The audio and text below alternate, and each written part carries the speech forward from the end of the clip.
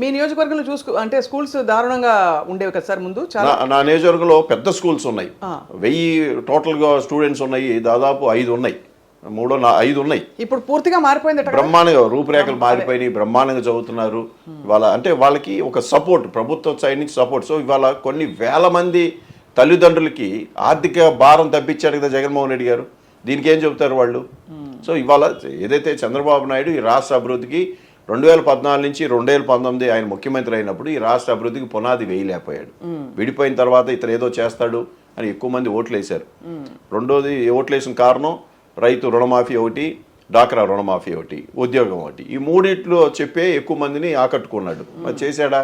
రుణమాఫీ చేయలా, డాక్రా రుణమాఫీ చేయలా, ఉద్యోగ అవకాశాలు ఇవ్వాల.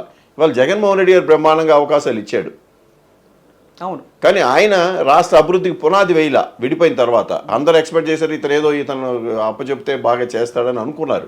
కానీ ఒక 55,000 ఎకరాలు పూలింగ్ తీసుకొని పెద్ద ఎత్తున రియల్ ఎస్టేట్ వ్యాపారానికి పూనుకున్నాడే తప్ప 1500 ఎకరాలతో 5 సంవత్సరాలు నాకు ఇచ్చిన అవకాశాల్లో క్యాపిటల్ సిటీ కట్టేశానని అనిపించుకోలేకపోయాడు. అంటే ఇప్పుడు ఈ అంశం ఈసారి ఎలక్షన్ ని శాసిస్తుందని మీరు నమ్ముతున్నారు? నేను పెద్దగా నమ్మను. ఎందుకంటే ఇవాళ ప్రజలకి ఏం చేస్తున్నారు అనేది ఎక్కువ. మెజారిటీ ఆఫ్ పీపుల్ ఏం జరుగుతుంది, ప్రజలకు మంచి జరుగుతుందా లేదా, అప్లిఫ్ట్మెంట్ ఫర్ పువర్ అనేది చాలా ముఖ్యమైన అంశం ఇవాళ.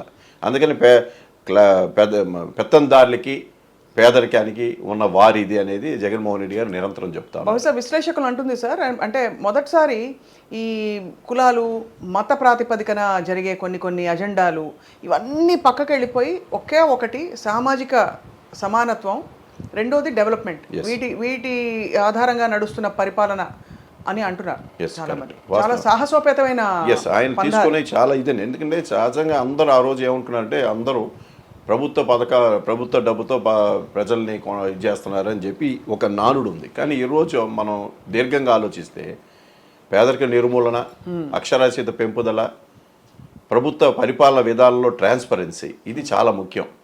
ఇవాళ ప్రతి గ్రామంలో గ్రామ సచివాలయాలు, సెక్రటరియట్స్ ఏర్పాటు చేసి గడప గడప దగ్గరికి ప్రభుత్వాన్ని తీసుకెళ్ళిపోయాడు.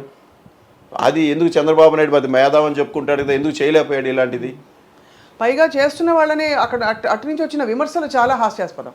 వాలంటీర్ వ్యవస్థపై వచ్చిన కొన్ని కామెంట్లు కావచ్చు. తర్వాత అసలు మొన్న మరొక ఆశ్చర్యకరమైన విషయం, ముగ్గురు కలిసి నిర్వహించిన సభలో మోదీ గారు ఏది ప్రస్తావించకపోవడం. అంటే ప్రత్యర్థిని మామూలుగా ఏదో సంబోధించి ఏదో అంటారు కదా, ఈ గవర్నమెంట్ ఇలా చేయలేదని. అది అనకపోగా మరి ఎందుకు అనలేదా అనే ఒక ప్రశ్నకి ఏం సమాధానం చెప్తారు? అంటే ఇప్పుడు మోడీ ఈ స్టేట్లో జగన్మోహన్ రెడ్డి తీసుకొచ్చిన మార్పులు సెంట్రల్ గవర్నమెంట్తో సహా ఇతర రాష్ట్రాలలో వచ్చి ఇక్కడ ఏ విధంగా రైతు భరోసా తీసుకొచ్చాడు, ఏ విధంగా సచివాలయాలు ఏర్పాటు చేశాడు గ్రామాల్లో, ఏ విధంగా హెల్త్ క్లినిక్లు తీసుకొచ్చారు, ఈ వ్యవస్థను మొత్తం చూసి వాళ్ళు పెట్టుకుంటా ఉన్నారు. So even central government has come forward. So అది జగన్మోహన్ రెడ్డి గారి క్రెడిబిలిటీ.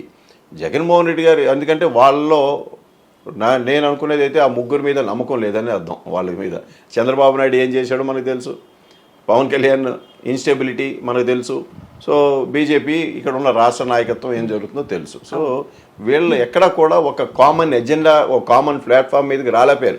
పొత్తులు కలిశారు, నో డౌట్, అధికారం కోసం కలిశారు. కానీ ప్రజలకి మేము ఏం చేయగలుగుతాం, ఇదిగో నేను రేపు మమ్మల్ని గెలిపించండి, ఈ 3 పార్టీల కూటమిని మమ్మల్ని గెలిపించండి, ఇదిగో ఇంతకన్నా జగన్మోహన్ రెడ్డి గారైనా గైరుగా పరిపాలన విధానాన్ని తీసుకొస్తామనే మాట చెప్పలేకపోతా ఉన్నారు.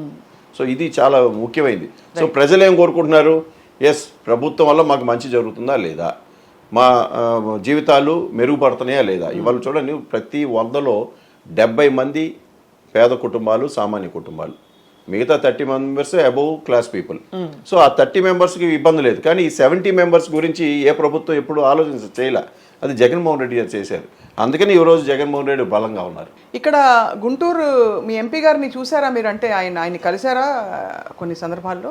నేను ఎప్పుడు కూడా పాత ఎంపీ గల్లా జయదేవ్ గారిని ఎప్పుడు చూడాలి. నేను 5 సంవత్సరాలు పొన్నూరు ఎమ్మెల్యేగా ఒక్కరోజు కూడా ఆయన ఎప్పుడు కూడా చూడాల. ఏ ప్రభుత్వ కార్యక్రమాల్లో కూడా ఎప్పుడు చూడాల, ప్రజలు కూడా ఎక్కడ చూడాల. దానికి ముందు దాంట్లో అక్కడక్కడ ఒకసారి కనబడ్డారనేది అందరు వినికిడి తప్ప నేనైతే ఎక్కడ కూడా చూడాల. నేను అందుకనే అందరు మీటింగ్స్ మీరు ఎప్పుడైనా చూసారంటే ఎవరు చూడలేదని అంటున్నారు. సో ఎప్పుడు చూడాల. ఇది రియల్గా గుంటూరు మీరు అన్నారు హాట్ సీట్. ఎస్, ఏపీ ఉమ్మడి రాష్ట్రంలో కానీ ఇప్పుడు కానీ గుంటూరు ఒక ప్రధాన కేంద్రం. ఫస్ట్ ఎడ్యుకేషన్ సెంటర్ పోవడం, తర్వాత కమర్షియల్ సెంటర్ అయిపోయింది, అవును బిజినెస్ సెంటర్. ఎందుకంటే చిల్లీస్, కాటన్ లేకపోతే మన అవును. టొబాకో, పల్సెస్ ఇవన్నిటి గుంటూరు ఒక పెద్ద hub. Compare to Vijayawada, business are more in Guntur. కానీ విజయవాడ వచ్చి ఒక మెయిన్ లైన్లో ఉంది కాబట్టి, రైల్వే కానీ హైవే మీద కానీ అన్నిటి మీద ఉంది కాబట్టి అది పేరుగాంచింది. బట్ గుంటూరు యాక్చువల్గా అన్నిటికన్నా ఎక్కువ ఇది. కానీ గుంటూరుకి ఆ ప్రాధాన్యత తీసుకురాకపోయారు. అంటే చాలా ఇక్కడ ఉన్న మౌలిక సదుపాయాలు, ఈ ఏరియాలో ఇండస్ట్రియల్ డెవలప్మెంట్ ఎక్కడ కూడా తీసుకురాలేదు. చాలా అవకాశాలు అయితే ఉన్నాయి ఇక్కడ, చాలా అవకాశాలు ఉన్నాయి. సో యాజ్ ఎ ఇండస్ట్రియలిస్ట్, ఆయన ఒక ఇండస్ట్రియలిస్ట్. సో మనకన్నా ఇంకా ఆయనకి ఎక్కువ ఐడియాస్ ఉంటాయి యాజ్ ఎ ఇండస్ట్రియలిస్ట్. బ్యాటరీ తరలిపోవడం గురించి ఎందుకని విమర్శలు వచ్చాయి? అదండి ఆయన చెప్పాలి అది. ఎందుకంటే ఒక ఇండస్ట్రియలిస్టు ఈ ప్రాంతంలో 10 సంవత్సరాలు మనల్ని ఎన్నుకున్నారే, 2 దఫాలు మనం ఎంపీగా ఎన్నుకున్నారే, సో ఈ ఏరియాలో మన ఇండస్ట్రీ పెట్టాలని ఆయన ఎందుకు ఆలోచన రాలా? ఇది మనం ఆలోచన చేయాలి కదా. ఎందుకు ఒక ఇండస్ట్రీ, ఒక యాన్సిలరీ, సరే ఒక మెయిన్ ఇండస్ట్రీ, దానికి సంబంధించిన యాన్సిలరీ ఇండస్ట్రీ అయినా పెట్టచ్చు కదా. అదేదో మీరు ఇబ్బంది పెట్టి ఆయన వెళ్ళిపోయినట్టు అంటే ఒక ప్రొజెక్షన్ జరిగింది. అప్పుడు నిజంగా జరిగితే ఆయన చెప్పాలి కదా. చెప్పలా. తెలంగాణ వెళ్ళిపోయారు, అక్కడ తెలంగాణ ఎక్కువ ఇస్తా అన్నారు, ఆయన ఆఫర్ ఇచ్చారని వెళ్ళారని అందరూ అనుకుంటుంది. కానీ ఇక్కడ ఏపీ నుంచే ఇండస్ట్రీ మార్చేశారు. అవును. సో రియల్గా ఉన్నట్టయితే ఈజ్ ఇన్ సెంట్రల్, అవును, ఎంపీగా ఉన్నాడు, సో ఈ కెన్ యూజ్ ఈజ్ పవర్. కానీ అది కూడా ఎక్కడా లేదు. సో ఈ ప్రాంతం బాగా వెనకబడిపోయింది ఈ 10 ఏళ్లలో. కానీ ఎంప్లాయ్మెంట్ స్టాటిస్టిక్స్ చూస్తే తెలంగాణ కంటే కూడా ఆంధ్రప్రదేశ్ ముందుంది గత కొన్ని సంవత్సరాల్లో అని చూసి ఆశ్చర్యపోయారు చాలామంది. ఇది కేంద్ర ప్రభుత్వ అంటే సంస్థల లెక్కలే, ఇదేదో మామూలుగా ఏదో సర్వే సంస్థలు కాదు. సో కానీ అటువంటి విషయాలని ఎందుకు మీ ప్రభుత్వం చెప్పుకోలేకపోయింది? అదే మాకున్న మీడియా కొద్దిగా వీక్, ఏ మాటగా మాట ఒప్పుకోవాలి, సరిగ్గా ప్రచారం చేసుకోకపోవటం. అప్పటికి చేస్తూ ఉన్నారు, దీన్ని ఒక వైడ్ పబ్లిసిటీ చేసి ఉండాలి. అయినా సరే పబ్లిక్ తెలుసు. ఎందుకంటే జగన్మోహన్ రెడ్డి గారు వచ్చిన 6 నెలల లోపలే 4 లక్షల ఉద్యోగాలు ఇచ్చారు. So really wonder. 1,37,000 సచివాలయం staff, irrespective of caste, creed, party లేకుండా ఎగ్జామ్స్ ఒక నెల సెప్టెంబర్ 1, 2019 పెట్టారు. సెప్టెంబర్ 30లో రిజల్ట్స్ ఇచ్చేసి హైయెస్ట్ మార్క్స్ ఉన్న వాళ్ళందరికీ జాబ్స్ ఇచ్చేశారు. దాంట్లో no reservations, nothing, no MLA, no MP, no minister, ఎవరి ప్రమేయం లేకుండా ట్రాన్స్పరెంట్గా ఇచ్చేశారు. ఇది రియల్ రికార్డ్ ఇన్ ఇండియాలో. మనకున్న సొసైటీలో చాలా రకరకాల దుష్ప్రచారాలు ఉంటాయి, అపోహలు ఉంటాయి. కానీ అట్లా ఇవ్వటం అనేది నిజంగానే గొప్పతనం అది.